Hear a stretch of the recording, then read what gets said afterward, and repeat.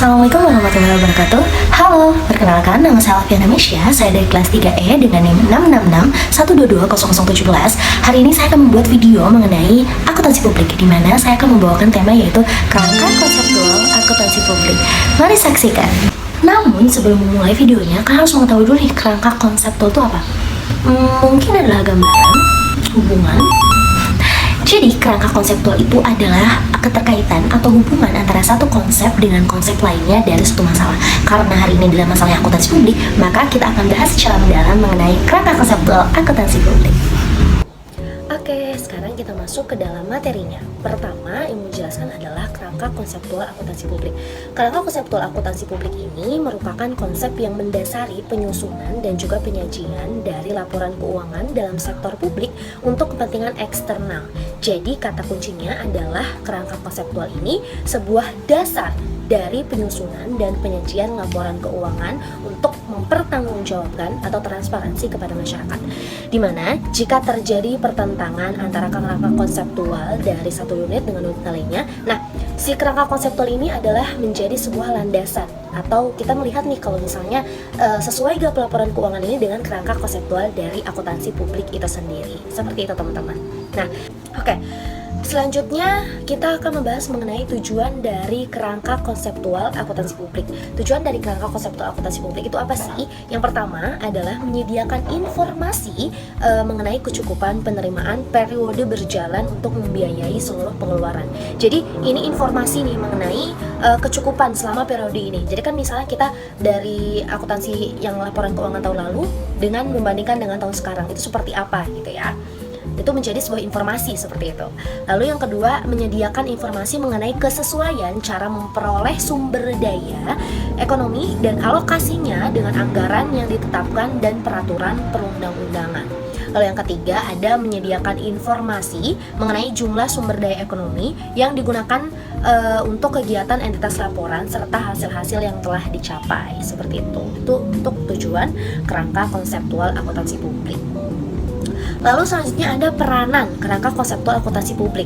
Jadi peranan kerangka konseptual akuntansi publik itu untuk membandingkan realisasi dengan pendapatan gitu ya. Jadi peranannya seperti itu. Kalau misalnya realisasinya segini, pendapatannya seberapa dalam pemerintah atau sektor publik.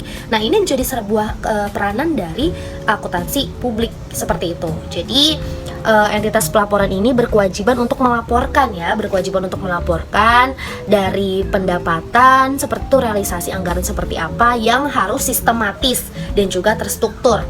Dimana ada beberapa poin nih yang harus dilihat. Yang pertama adalah akuntabilitas. Jadi akuntabilitas itu kan adalah sebuah pertanggungjawaban ya dari sektor publik, dari unit pemerintahan kepada sektor publik. Lalu yang kedua ini ada manajemen. Jadi harus sesuai dengan pengelolaan, perencanaan seperti itu. Jadi memang dalam akuntansi publik itu harus sesuai dengan manajemen yang berlaku gitu ya, struktur yang berlaku. Lalu yang ketiga adalah transparansi. Tentunya masyarakat ini kan memang harus atau ingin gitu ya dari transparansi dari pemerintah itu seperti apa, anggarannya dipakai untuk apa gitu ya.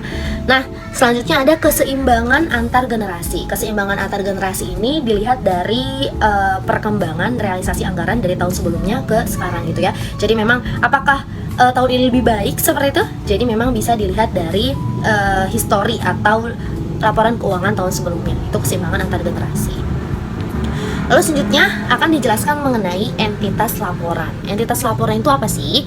Jadi entitas laporan ini adalah unit pemerintahan yang terdiri dari satu unit entitas akuntansi yang menurut ketentuan peraturan perundang-undangan itu harus wajib menyampaikan laporan pertanggungjawaban berupa laporan keuangan. Jadi entitas pemerintah ini wajib gitu ya, wajib untuk memberikan laporan keuangan karena memang sudah ada peraturan perundang-undangan yang berlaku gitu. Jadi memang hal itu memang harus dilakukan terus-menerus gitu loh, pemerintah daerah ataupun pemerintah pusat seperti itu.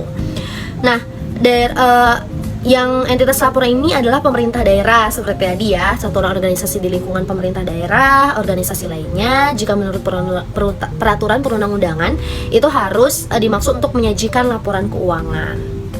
Nah, oke, itu entitas laporan. Sekarang masuk ke dalam komponen laporan keuangan. Komponen laporan keuangan itu ada 4. Yang pertama realisasi anggaran. Realisasi anggaran ini adalah kegiatan pelaksanaan anggaran dari mulai analisis dan juga sampai dengan evaluasi anggaran atau budget.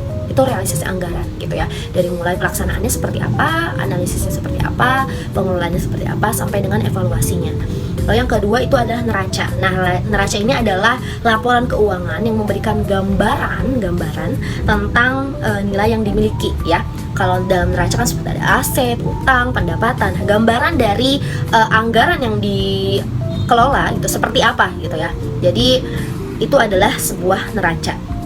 Nah, selanjutnya adalah komponen laporan keuangan. Yang ketiga adalah laporan arus kas.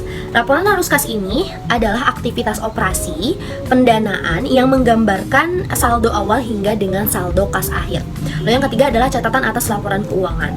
Nah, selanjutnya ada tujuan laporan keuangan. Tadi sebenarnya sama aja ya, tujuan laporan keuangan itu adalah untuk memberikan informasi kepada publik seperti apa realisasi dan juga pendapatan. Intinya seperti itu tujuan dari laporan keuangan. Lalu selanjutnya ada karakteristik yang dibutuhkan nih dari suatu informasi akuntansi publik. Yang pertama adalah relevan, teruji andal, verifikasi, mudah dimengerti nih ya si laporan keuangannya. Lalu ada dapat dibandingkan, tepat waktu, konsistensi, reliable, netral, dan juga berkualitas.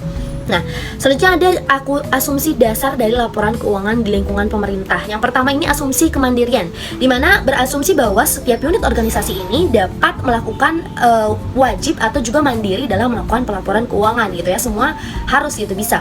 Lalu yang kedua adalah asumsi kesinambungan entitas. Asumsi kesinambungan entitas ini adalah laporan keuangan disusun akan berlanjut keberadaannya. Jadi terus berlanjut gitu kan, setiap tahun itu harus dilaporkan.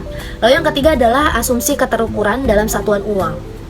Jadi menggunakan satu satuan mata uang. Jadi harus satu, kalau rupiah ya rupiah, seperti itu.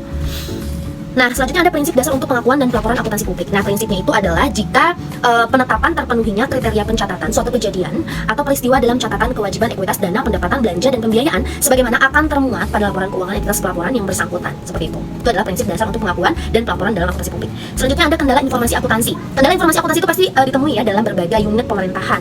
Nah, ada 3 hal yang menimbulkan kendala informasi seperti materialitas, ada pertimbangan biaya dan manfaat, dan juga kesinambungan antar karakteristik kualitas. Nah, itu saja dari materi yang saya sampaikan. Kurang dan lebihnya mohon maaf. Wassalamualaikum warahmatullahi wabarakatuh. Terima kasih.